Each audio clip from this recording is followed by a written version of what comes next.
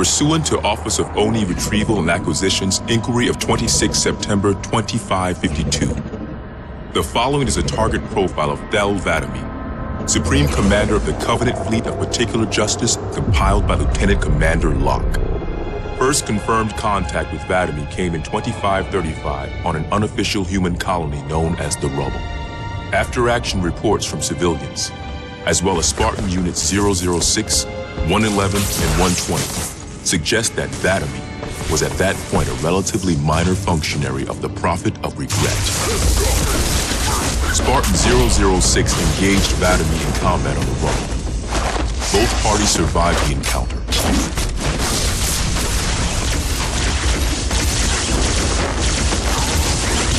Shortly after 2535, the UNSC first encountered the newly formed Covenant Fleet of Particular Justice, now led by 'Vadami.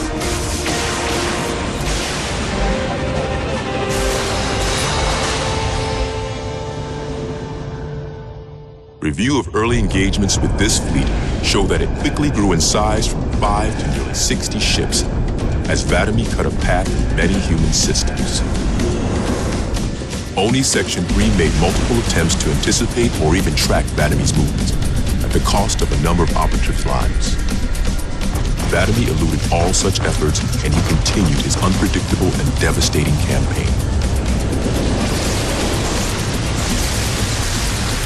'Vadami also stands out from other Covenant commanders in the frequency in which he takes a personal role in ground assaults.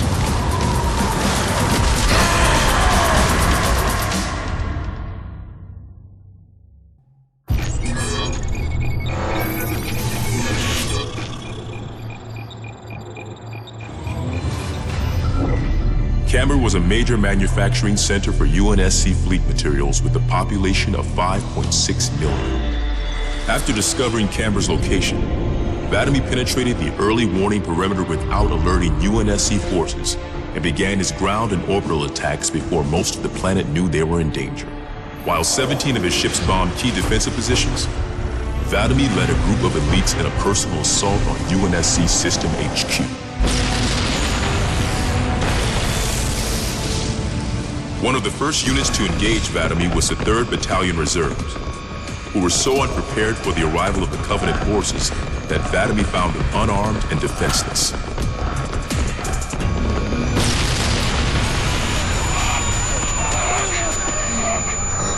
In an unexpected display of what appears to be honor, 'Vadami allowed the 3rd to finish gearing up before engaging them in combat. While we've had multiple reports of a strict system of honor and ritual behavior followed by the elites within the Covenant, this is the first recorded example of such honor being shown to human opponents. But even given the chance to defend themselves, 3rd Battalion losses were complete. 'Vadami continued his campaign across many human systems, culminating in his most devastating blow against the UNSC at Reach.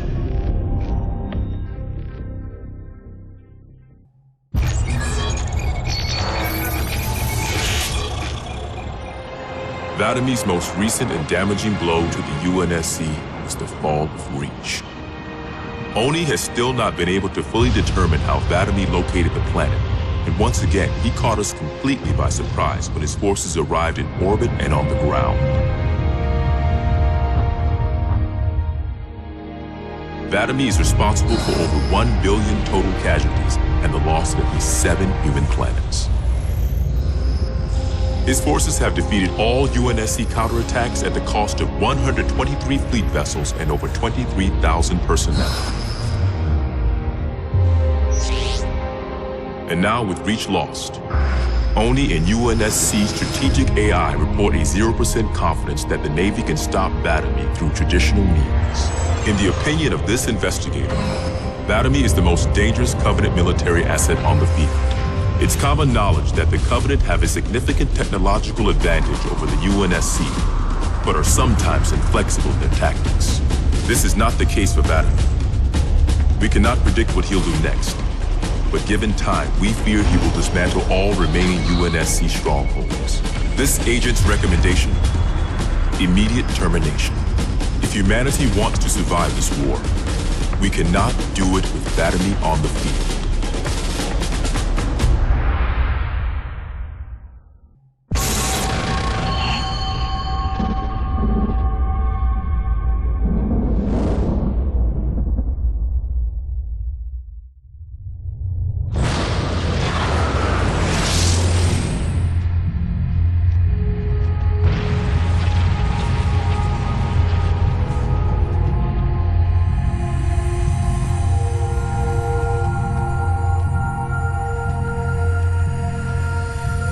Quite unacceptable.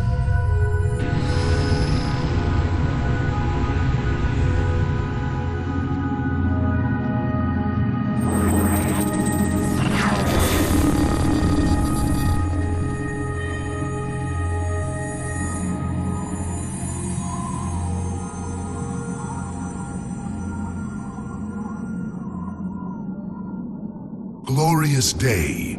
The prophets will be pleased that we have rescued an oracle from the humans' violation of the Holy Temple.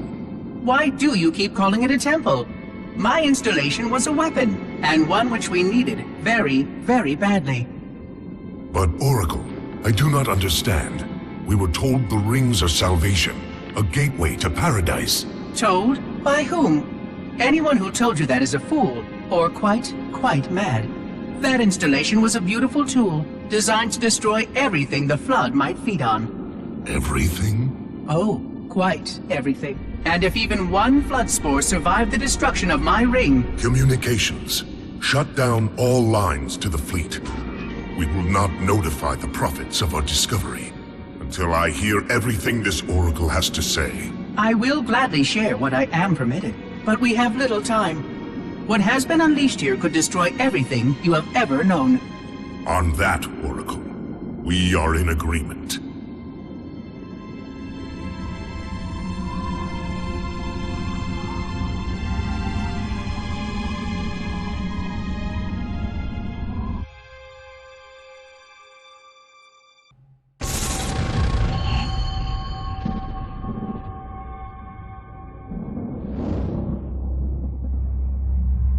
Your actions do not make sense. Proper protocol for a Flood outbreak is to establish immediate infection reporting. Communications must be maintained with all local forces in order to track any spread of the parasite. There are no local forces, Oracle. For now, all you have is me. But I tracked multiple ships in orbit, including some remaining human presence.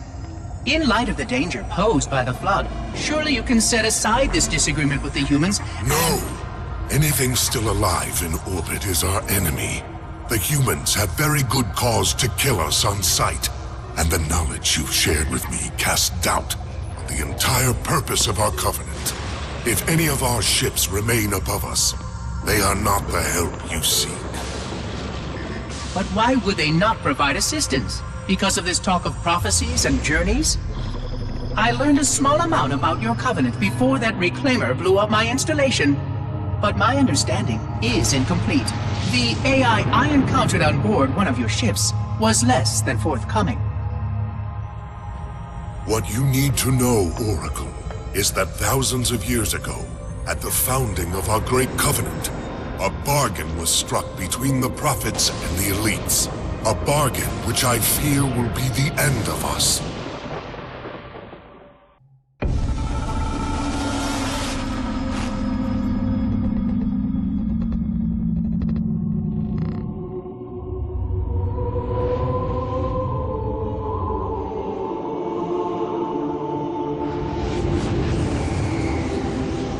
Regarding the history of the Covenant and its glorious founding species, the Sanshayum and Sanghili, the record of punished deeds would not be sufficient without a word on the Arbiter. Not the consignment of shame that it is currently, but what came before, the legendary warriors of Sanghili past.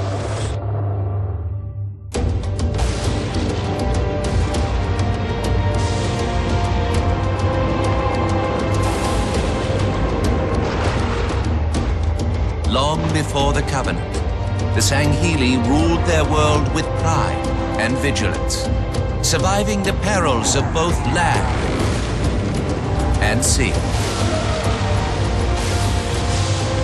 These were the arbiters of old, part king, part judge, warrior rulers, unlike any of which would follow. When we arrived on their frontier world of Ulgathon, the cost of life was severe. Led by a mighty arbiter, the Sanghili resisted our entreatment with ruthless force, leading to decades of war.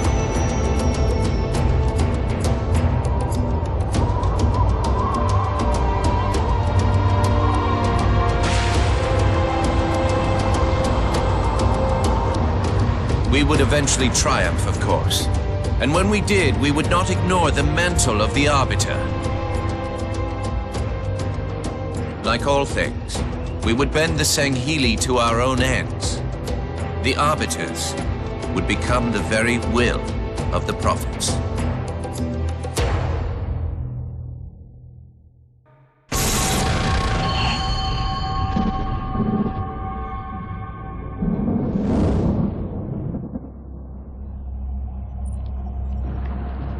For generations, our holy arrangement put the prophets in charge of religion and technology. The elites led our military forces to convert new species and find relics such as your halo.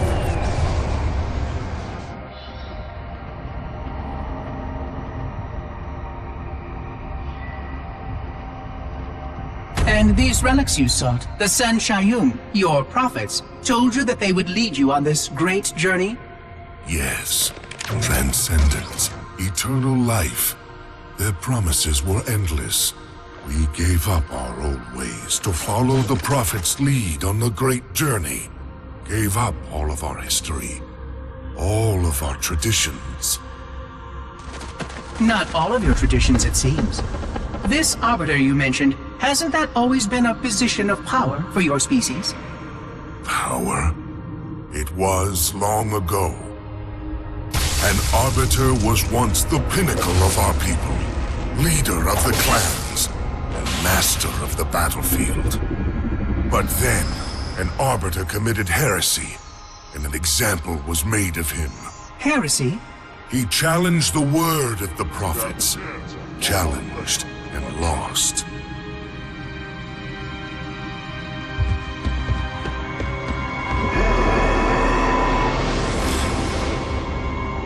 So the title of Arbiter became a badge of shame for our most spectacularly failed warriors.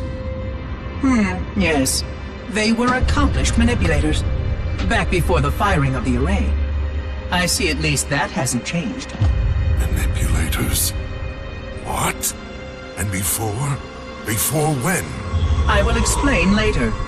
Right now, I want you to tell me everything you can of these Arbiters.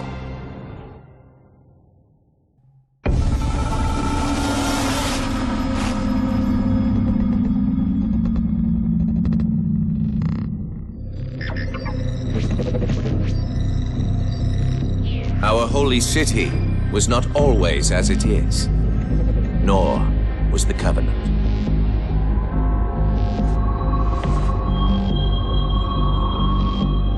At one time, it was only San Shayum and Sanghili.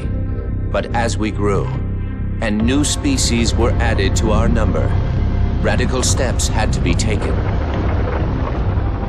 Our first encounter with the Let Golo was an effort in futility.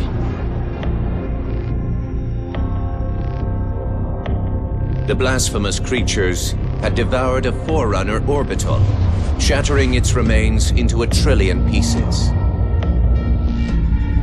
What was left became the Rings of Te.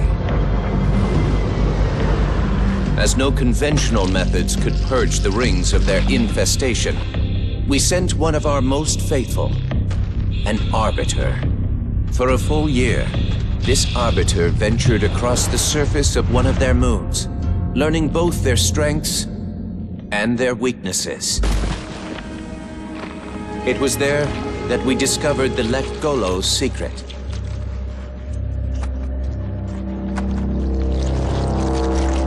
Although some of their kind rightly bore the blame for the orbital's desecration, Others had only devoured around the Forerunner materials.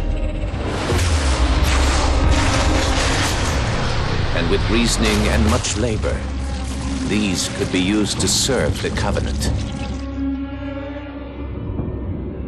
And by these means, the Great Arbiter had given us one of our most sought-after treasures, access to innumerable processing pathways of the mighty Forerunner Dreadnought, and to the many secrets it held.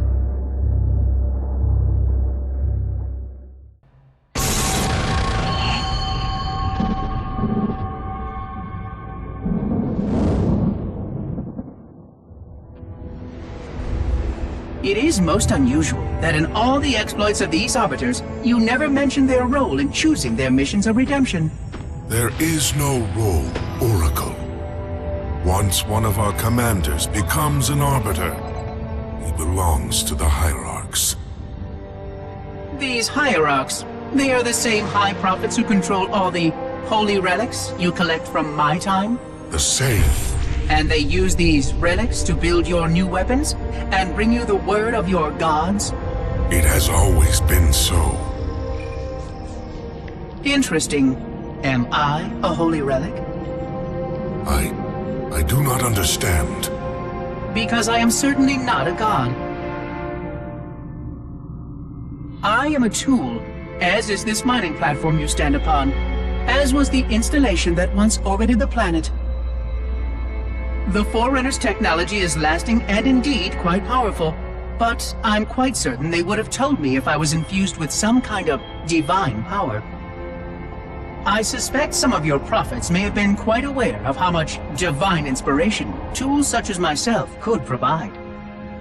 And you never questioned these proclamations. Even your mightiest warriors, these Arbiters, never questioned? Questioning was what brought shame to the word Arbiter long ago, Oracle. How disappointing. I fear now that there are many questions we should have been asking for a long, long time. I would be more than happy to answer any such questions, but I have a few more for you. Continue your tale of these Arbiters.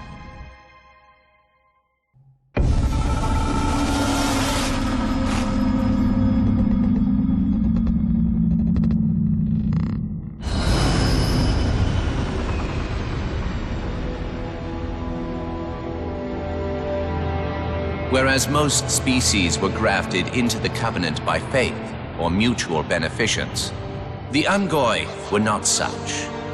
Their kind was brought into the fold by force, and it was by force that they were held captive. Their world had no prayer against our might and majesty, and their peoples were quickly laid low, many of them brought into subjugation.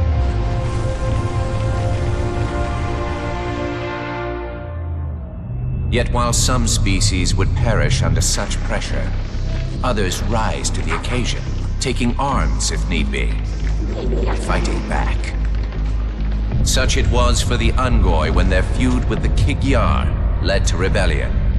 An effort by the Kig-Yar to sterilize the Ungoi population was met with stiff resistance, and for a time, the Holy City was thrown into chaos. Once fully provoked, the Ungoi were merciless in their violence, lashing out at all species. Their large numbers and their tenacious volatility made them a suitable challenge, even for the elites. And yet again, we turned to an Arbiter. And with a ferocity unparalleled since the beginning of the Covenant, the Ungoi world would be reduced to glass. Those within the Holy City would be forced to watch, unable to stop what could have been the very end of their kind. The Ungoi rebellion was brought to an end by the Arbiter's hand.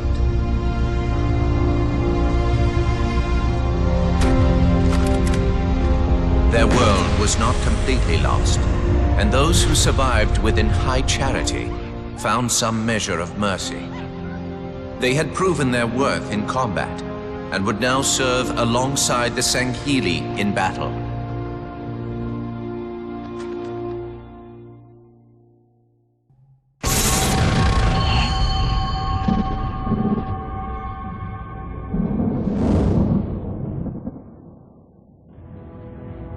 I'm starting to fear that you're not very smart. Mind your tongue, Oracle. Oh, I mean no offense. I'm not talking about you. I'm talking about your species. How long have these prophets been anointing arbiters? Since the fall of Falchavami, the first disgraced arbiter, roughly 400 years ago. Incredible! And in all this time, it never occurred to you how convenient it was that your prophets were able to find a powerful, capable leader among your people, who happened to suddenly commit a terrible blasphemy every time the power structure of your covenant was threatened. I do not understand. You do little to dissuade my fears. Then teach me. Looking back at the record of the arbiters you discussed, was it not surprising to anyone that those chosen to become arbiter were more than simple warriors? How so? Each of them had significant political influence among your people. In some cases, that influence was already being used to question the decisions of your hierarchs. In fact, that very questioning often gave rise to the charges of heresy that so neatly removed the challenger from the hierarch's concern. And once they were branded arbiter, They promptly and quite cheerfully ran to meet their deaths. all our lives we look down at the path, put our feet where the prophets tell us. All our lives spent convincing ourselves of the truth of our covenant. Could all of it truly have been wasted? Let's hope not all of it, for we have a great deal of work to do. The Flood is still out there, so I require a cooperative reclaimer to enact proper containment procedures. But your Covenant keep trying to kill all the reclaimers I can find. All this bickering is quite a deadly waste of time. Right now, the most important question we can ask is this. Who could break this hold the prophets have over you?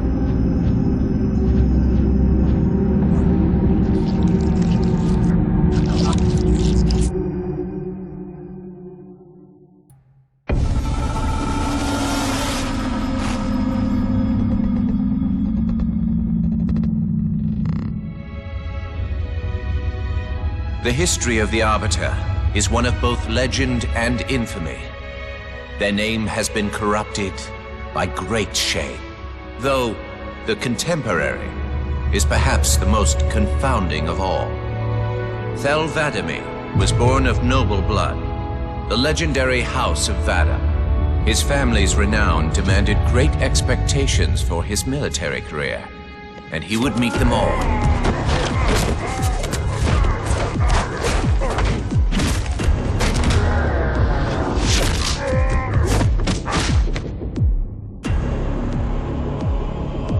One of the youngest to achieve the status of Shipmaster, and one of the youngest to gain the rank of Supreme Commander.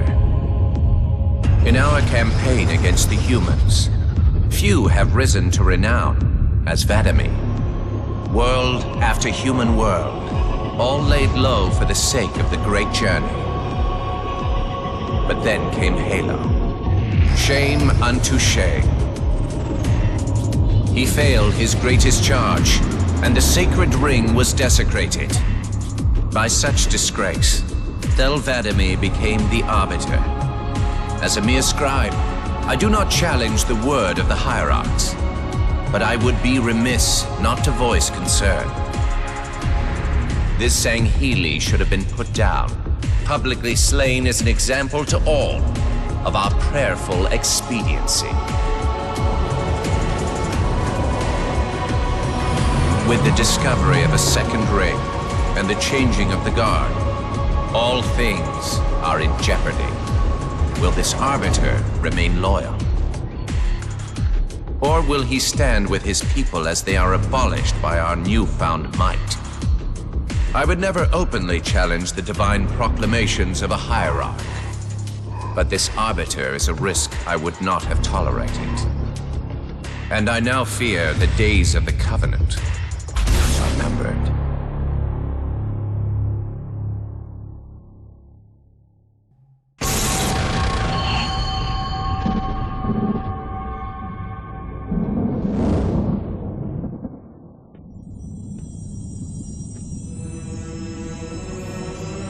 The only one I would trust with this information is probably dead right now. He was commander of the fleet that brought me to the system. Thel 'Vadamee was his name. But after hearing you tell of the destruction of the ring, I cannot believe that he still lives. His orders were to secure the ring, to prepare it for the arrival of the Hierarchs. 'Vadamee never fails in his duties. If the ring is no more, then 'Vadamee must be dead. Duty can indeed be a dangerous virtue. But even if he did live, wouldn't this sense of duty make him quite unlikely to set aside his allegiance to the Prophets? Perhaps not. And he would never betray our people. No, if we were able to just speak to him, explain everything you have told me. But no, these are futile hopes. If he did live, and if he was returned to the High Prophets, they would most certainly punish him for the destruction of the ring. In fact, he would be the exact kind of leader the Hierarchs would make Arbiter. They would need someone to blame for the loss of the ring. His influence within the fleet grew with every one of his victories over the humans. And if he did become Arbiter? Then he would be lost to our cause. Without the knowledge you've shared with me, he would obey the Prophets without question. I doubt he would even respond to his former name. I don't know what it would take to overcome, but as you say, we don't have time to ask such questions, and 'Vadamee is almost certainly dead. If all your hopes rest on him, then I fear for the future of this galaxy. As do I, Oracle. As do I. But I will begin our fight. Make others aware of the lies the Prophets whisper in our ears. And soon, we will find more who will take up our cause.